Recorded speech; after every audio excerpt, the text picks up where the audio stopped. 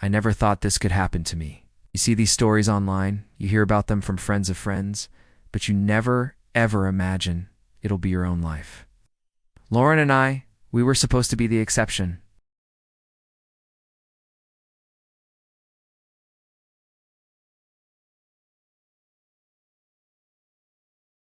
My name is Josh, and this is the story of how my world came crashing down. It all started subtly, like a slow leak you don't notice until the floor is soaked.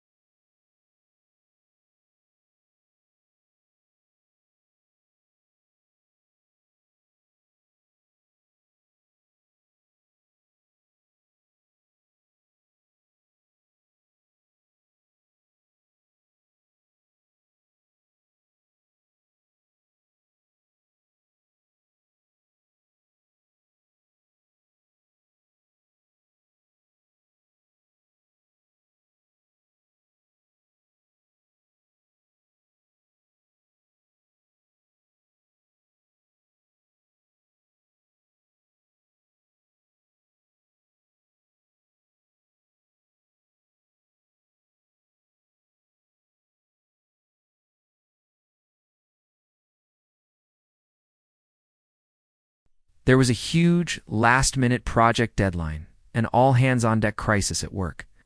She said her boss, Mark, was counting on everyone.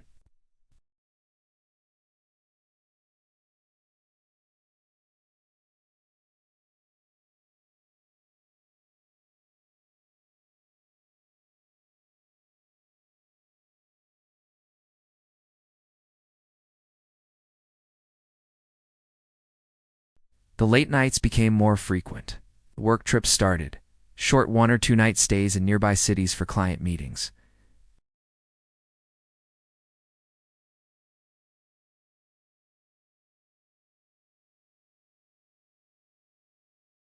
She was always texting, and her phone was now permanently attached to her hand. One evening, while she was in the shower, her phone buzzed on the nightstand. The screen lit up with a name, Mark. The message preview was just a few words. Thinking of you. Can't wait for our next meeting. My heart hammered against my ribs. It felt like the air had been sucked out of the room. A meeting? I was spiraling, my mind racing through 100 innocent explanations, but none of them felt right. I didn't confront her. I was terrified. If I was wrong, I'd look like a jealous, untrusting husband. But if I was right,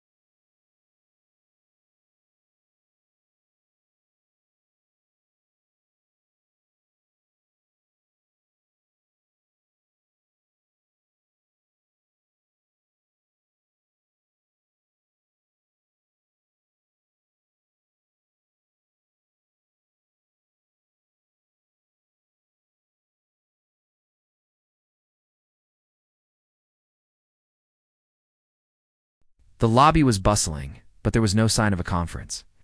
No banners, no registration desks, no crowds of people with lanyards, just the usual mix of tourists and business travelers. He looked at his schedule and shook his head. No, nothing like that this week. Panic set in. A cold, hard panic. She had lied. The conference didn't exist. I was about to turn and leave, to just go home and pretend this never happened, when I saw them.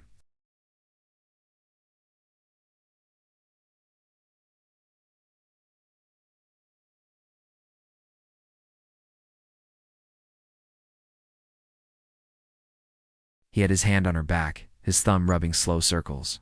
It leaned in and whispered something in her ear, and she playfully swatted his arm before leaning in to kiss him. It wasn't a quick peck. It was a slow, deep kiss, the kind we hadn't shared in years.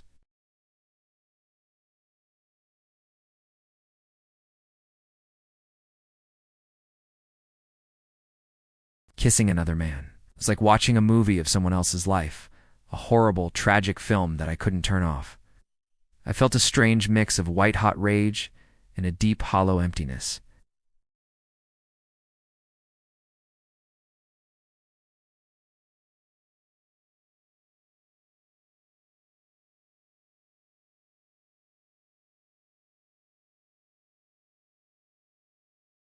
After a few minutes, which felt like an eternity, they got up.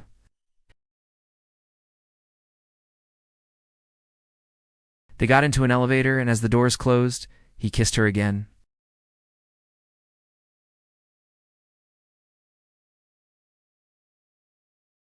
I made it back to my car and just sat there, numb.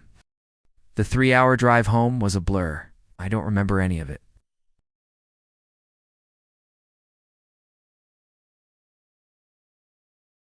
Our wedding picture on the mantelpiece seemed to mock me. Her clothes in the closet, her toothbrush next to mine in the bathroom, was all a facade. She came home the next afternoon, all smiles, telling me how boring the conference was and how much she missed me. She even brought me a souvenir, a stupid little keychain from the city.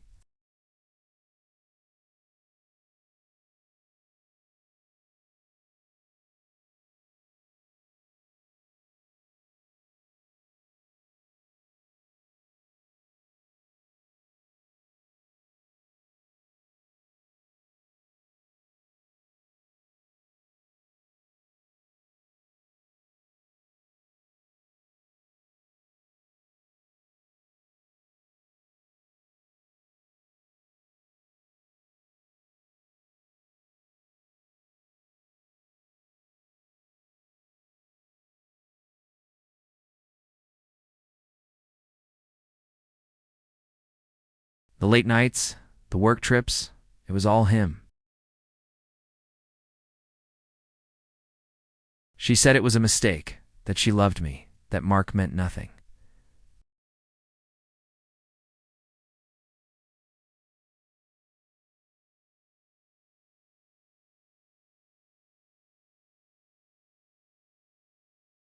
Every "I love you" she had said for the past 6 months was a lie.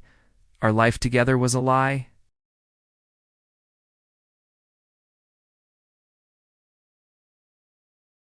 Silence she left behind was deafening. Some days are better than others. Some days the anger keeps me going. Other days the sadness is overwhelming. Healing is not a straight line. It's a messy, painful process.